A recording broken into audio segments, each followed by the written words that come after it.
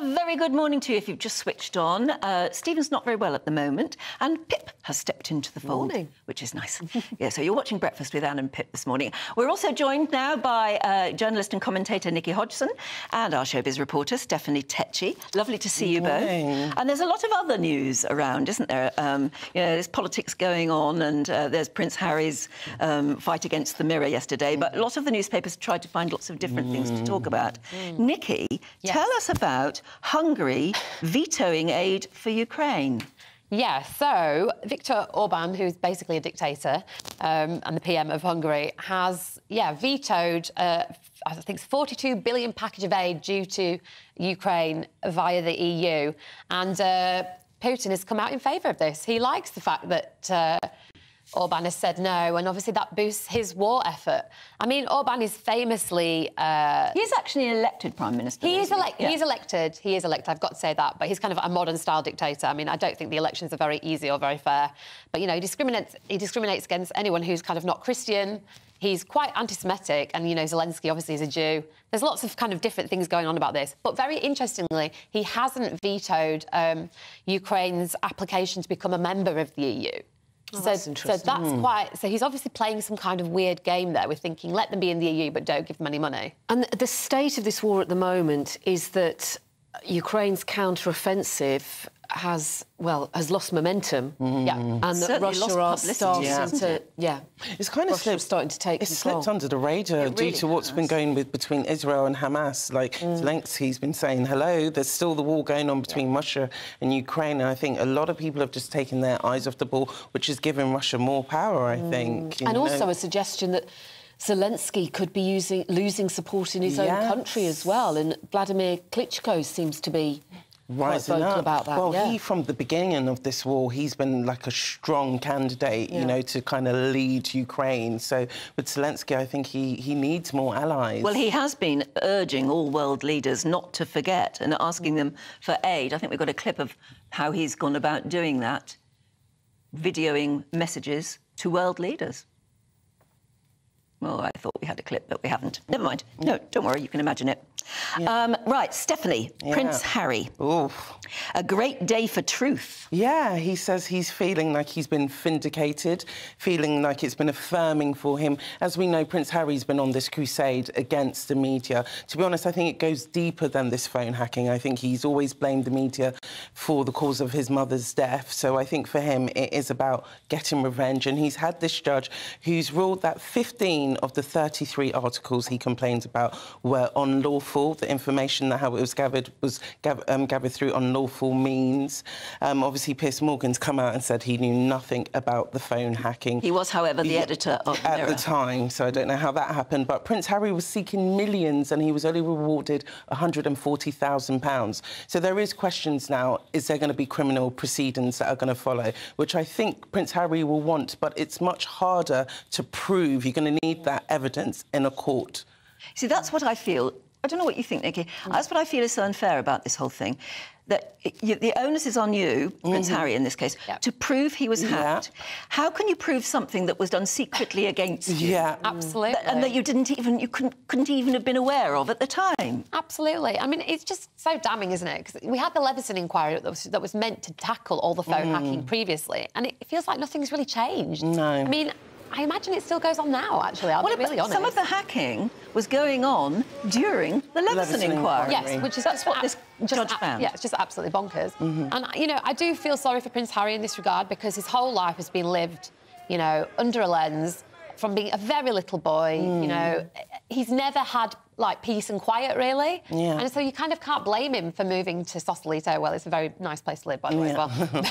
But, I mean, you sort of can't blame him for wanting to move on from that. And I actually credit to him for standing up in court and doing that. It's very brave. It actually is very brave, because he knew that he was going to get a load of backlash for that. Do you think this will change public opinion of Harry?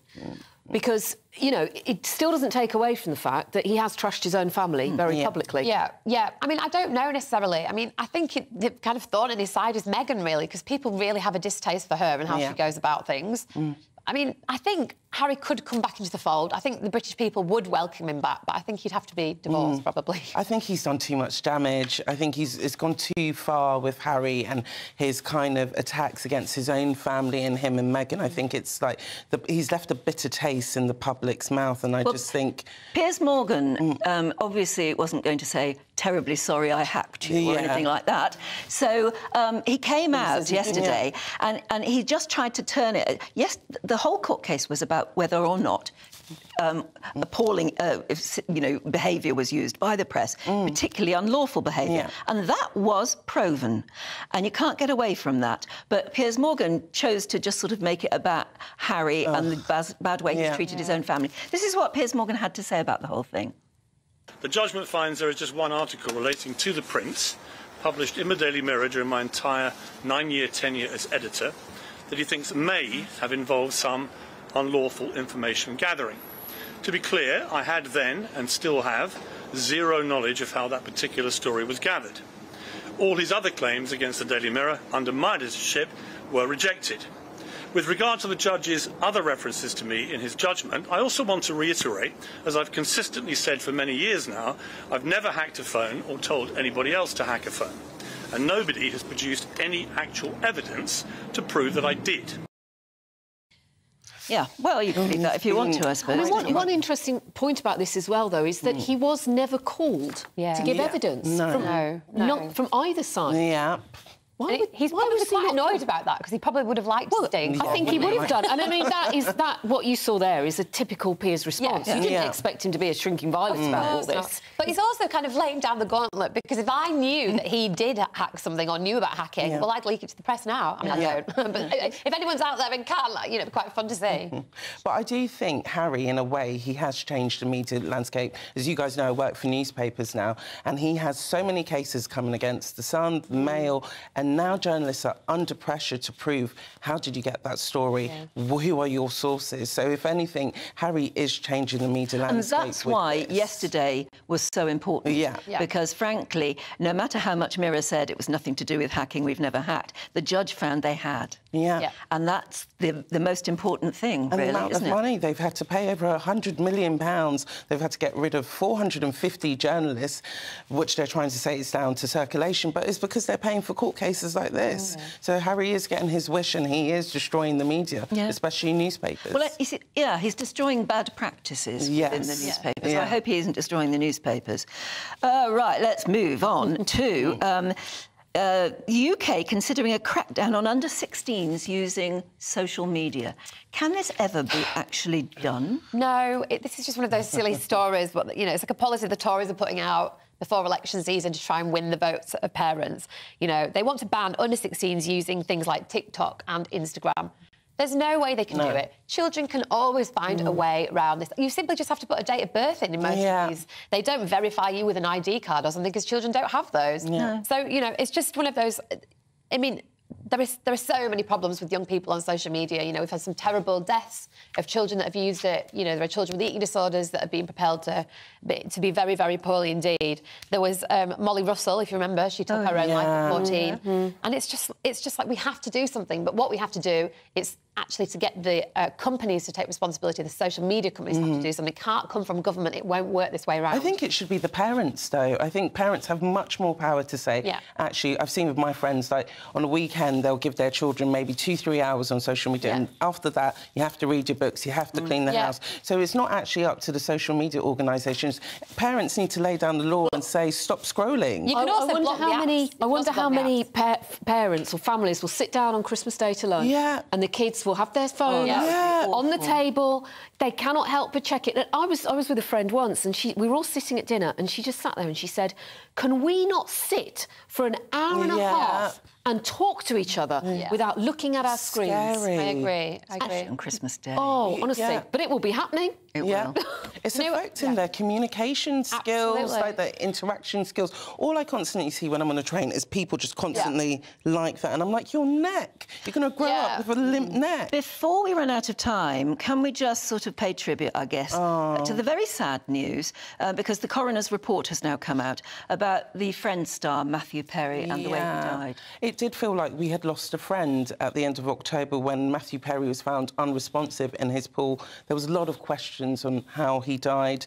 Now, the autopsy report has come out and said that he died from acute effects of ketamine, also heart disease, and he was using a medication which treats opioid use disorder. So it's quite sad. But what I read as well, though, is that the amount of ketamine inside him when he died was 3 times what you would give a patient for a general anaesthetic. So that was a massive amount of ketamine. He had been using it before when he had gone to rehab, because he was saying, he talks about it in his memoir, because he was saying it helped him with pain, it helped him with depression. So I think he was using it in small amounts, but then obviously it kind of picked up a bit more before he died. And, of course, on the night he died, he'd actually just sent an Instagram photo, hadn't he? Which appeared to be a very happy photo. I think that was actually I think that was a couple of nights before, yes. Where he was sitting in the same hot tub, looking out at this amazing view he had from his pool. And it just seems so sad that that's where he ended his life. And, you know, more than anything, he didn't want to be remembered just for, you know, his battle against addiction. He also did help others in that sense. He created a safe house, and he was, like, quite open about it in his memoir. So I think it's quite sad that he went that way. But he has helped so many people by being so open about it. Yeah, absolutely. I mean, I think what's sad is that, like you said, Steph, ketamine was actually medically administered a few weeks before to help with depression, because it does help with very residual depression. And then he probably just got some himself, and that's what you imagine. He probably just overdid it. The only blessing is that he wouldn't have known that he was dying. OK, it's a sad note to end on, but it's important to pay tribute to him, because lovely man, lovely man. We'll be back with you after the weather.